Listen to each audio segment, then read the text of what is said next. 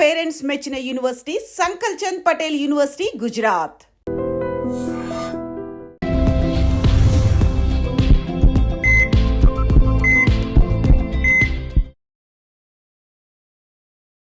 నమస్తే, welcome back to iDream media. మన ఆయుర్వేదం ప్రోగ్రామ్కి అందరికీ స్వాగతం.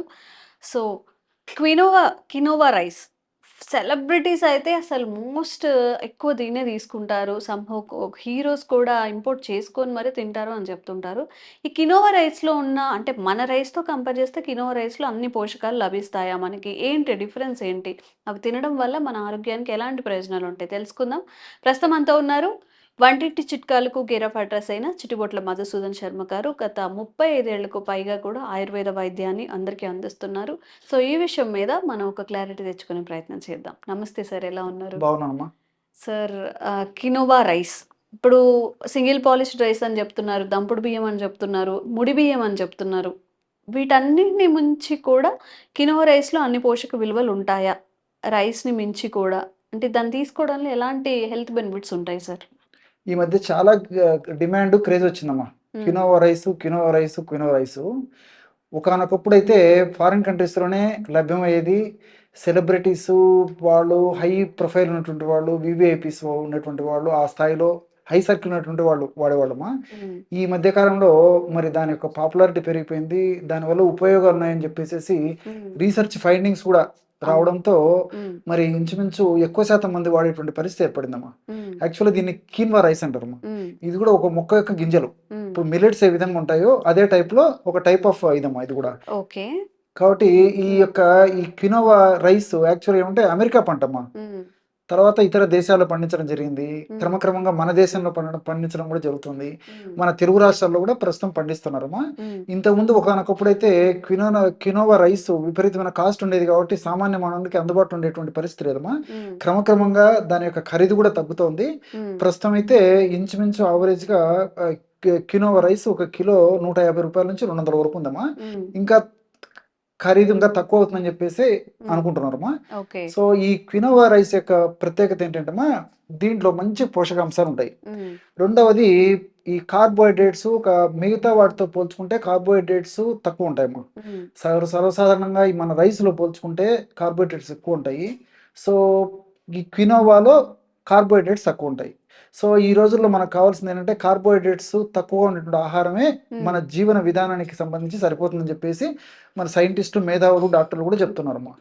సో ఉదాహరణకి 100 గ్రాములు క్వినోవా రైస్ తీసుకుంటే 64 గ్రాములు కార్బోహైడ్రేట్స్ ఉంటాయి. తర్వాత ఒక 14 గ్రాములు ప్రోటీన్స్ ఉంటాయి.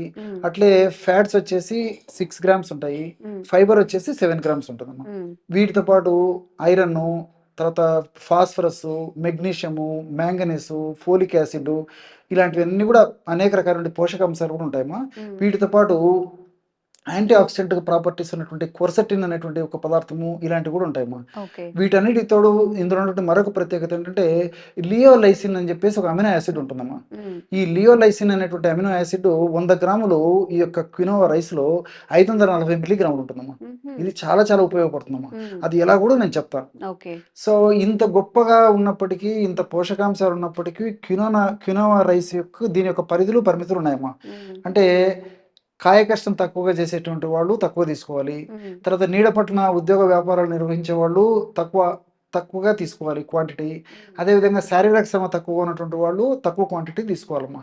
దీంతో పాటు మరి వెయిట్ పెరుగుతున్నటువంటి వాళ్ళు, కొలెస్ట్రాల్ సమస్య ఉన్నటువంటి వాళ్ళు, అదేవిధంగా ఈ ఫ్యాటీ లివర్ సమస్య ఉన్నటువంటి వాళ్ళు, ఇలాంటి వాళ్ళందరూ కూడా కొద్ది ప్రమాణంలో తీసుకోవాలమ్మా. మరి ఎక్కువగా తీసుకోకుండా ఉంటే మంచిదన్నమాట. ఎందుకంటే మిగతా వాటితో పోల్చుకుంటే, అంటే ఇప్పుడు రైస్తో పోల్చుకుంటే క్వినోవా మంచిదే, కానీ మరి కేవలం క్వినోవానే సంపూర్ణ ఆహారం అవుతుందని చెప్పడానికి మాత్రం లేదమ్మా. సో కాబట్టి అంటే పరిస్థితిని బట్టి తీసుకోవడం వల్ల మరి మిల్లెట్స్ కంటే కూడా వాటితో పోల్చుకున్నప్పటికీ ఇందులో కార్బోహైడ్రేట్ శాతం ఎక్కువ ఉంటుంది, ప్రోటీన్ శాతం ఎక్కువ ఉంటుందమ్మా ముఖ్యంగా. సో మనకు కావాల్సింది ప్రోటీన్స్ ఎక్కువ. సో మిగతా రైస్ పదార్థాలతో మిల్లెట్స్తో పోల్చుకుంటే చాలా వరకు దీంట్లో ప్రోటీన్స్ ఎక్కువ ఉంటాయి కాబట్టి దీనికి డిమాండ్ కూడా బాగా పెరిగిపోతుందమ్మా. అది దీనికి సంబంధించి. సో సరే, లియోలైసిన్ గురించి చెప్తాను చూడమ్మా. సో ఈ మధ్య కాలంలో చాలా మందికి కాళ్ళ నొప్పులు, కీళ్ళ నొప్పులు, మోకాళ్ళ మోకాళ్ళ నొప్పులు, కండరాల నొప్పులు, అలసిపోవడము, బడలిక ఇవన్నీ జరుగుతున్నాయమ్మా. దీనికి చాలా వరకు ఈ యొక్క కాల్షియం లోపం ఎక్కువ శాతం మందిలో కారణంగా ఉంటుంది అన్నమాట. ఈ లియోలైసిన్ యొక్క గుణం ఏంటంటేమా, మిగతా వాటిల్లో కొద్ది గొప్ప ఉంటే ఉండొచ్చు, లేకపోతే లేకపోవచ్చు, కానీ మిగతా ఈ మిల్లెట్స్లో కానీ లేకపోతే అదర్ రైస్ వాటిలో ఇందులో స్పెషల్గా ఇది ఉంటుంది కాబట్టి దీని యొక్క ప్రత్యేకత ఏంటంటేమా, మనం తీసుకున్నటువంటి ఆహార పదార్థంలో ఉండే కాల్షియంను బాగా ప్రేగులు పీల్చుకునేందుకు ఈ లియోలైసిన్ ఉపయోగపడుతుంది. ప్రేగులు పీల్చుకొని రక్తంలో కలిసేందుకు ఈ యొక్క లియోలైసిన్ ఉపయోగపడుతుంది. రక్తంలో ఉన్నటువంటి ఈ యొక్క కాల్షియము ఈ యొక్క ఎముకల్లోకి బాగా పోయి ఎముకలు బాగా దృఢంగా ఉండేందుకు, ఎముకలు గుల్లబారకుండా ఉండేందుకు ఈ యొక్క లియోలైసిన్ ఉపయోగపడుతుందమ్మా. సో మల్టిపుల్ బెనిఫిట్స్ ఈ లియోలైసిన్కి ఉన్నాయన్నమాట. అదేవిధంగా ఈ లియోలైసిన్ ఇంకోటి ఏం చేస్తుందంటమ్మా, ఈ కిడ్నీస్ కాల్షియంను ఒక ఫిల్టర్ చేసేస్తాయమ్మా. ఫిల్టర్ చేసేసి మళ్ళీ కొద్దిగా రక్తంలోకి తీసుకుంటాయి అన్నమాట. దీన్ని మళ్ళీ సద్వినియోగం చేసుకుని మళ్ళీ బోన్స్కు ఇతర బాడీకి అవసరాలకు ఉపయోగపడేట్లు ఈ రీఅబ్జర్ప్షన్ ప్రక్రియలో కూడా ఈ లియోలైసిన్ ఉపయోగపడుతుంది అనమాట. అంతేకాకుండా వివిధ రకాల కారణాలు మానసిక ఒత్తిడి, పోషకాహార లోపము, అదేవిధంగా ఈ యొక్క వాతావరణ కాలుష్యం, వీటి వల్ల ఈ కార్టిజాలు ఇలాంటి హార్మోన్స్, బాడీకి హాని చేసేటువంటి హార్మోన్స్ మన బాడీలో ఉత్పత్తి అవుతుంటాయమ్మా. సో ఇవన్నీ ఉత్పత్తి కావడం వల్ల ఎక్కువ శాతం ఉత్పత్తి అయ్యి బ్రెయిన్ సెల్స్ని డ్యామేజ్ చేసేస్తాయి. సో బ్రెయిన్ సెల్స్ దగ్గర రిసెప్టార్స్ ఉంటాయమ్మా. సో ఈ కార్టిజాల్ వల్ల ఉత్పత్తి కార్టిజాల్ అనేటువంటి ఈ యొక్క చెడు పదార్థము ఎప్పుడైతే బ్రెయిన్ డ్యామేజ్ చేస్తుందో అప్పుడు బ్రెయిన్ సంబంధించినటువంటి వివిధ రకాలైన ప్రాబ్లమ్స్ వస్తాయి అన్నమాట. సో ఆ బ్రెయిన్ రిసెప్టార్స్ ఏవైతే ఉన్నాయో, అంటే ఈ కార్టిజాల్ను తీసుకొని బ్రెయిన్ డ్యామేజ్ కాకుండా ఉండేందుకు ఏర్పడేటువంటి రిసెప్టార్స్ను స్టిమ్యులేట్ చేసేసి ఆ రిసెప్టార్స్ను ఆ యొక్క కార్టిజాల్ బ్రెయిన్ సెల్స్లోకి పోకుండా కంట్రోల్ చేసేందుకు కూడా కొంతవరకు ఈ లియోలైసిన్ ఉపయోగపడుతుంది. అంతేకాకుండా ఈ యొక్క వైరస్ యాంటీ వైరల్ ఏజెంట్గా పనిచేస్తుందమ్మా. వైరస్ సంబంధించినటువంటి ఏమన్నా మన బాడీలోకి ఎంటర్ అయినప్పుడు కూడా వైరస్ను శక్తివంతంగా పెరగకుండా ఉండేందుకు, వైరస్ యొక్క శక్తిని నిర్వీర్యంగా చేసేందుకు కూడా ఈ యొక్క లియోలైసిన్ అనేటువంటి పదార్థం ఉపయోగపడుతుంది. కాబట్టి అంటే ఈ మధ్యకాలంలో ప్రాచుర్యం వచ్చేదానికి ఇవన్నీ కూడా ప్రధాన కారణాలుగా ఉంటున్నాయి. కాబట్టి మరి పూర్వకాలంతో పోల్చుకుంటే ఈ రోజుల్లో రేటు కూడా తక్కువ, ఇందులో ప్రోటీన్స్ ఎక్కువ, కాబట్టి అందరూ వాడుకోదగ్గ దివ్యమైనటువంటి ఆహార పదార్థంగా మరి ప్రపంచవ్యాప్తంగా గుర్తింపు పొందుతోంది. కాబట్టి మనం వాళ్ళు కూడా వాడుకోవడంలో అయితే తప్పు లేదు, కానీ పరిమితులు పరిస్థితులను చూసుకొని వాడుకోవాలమ్మా.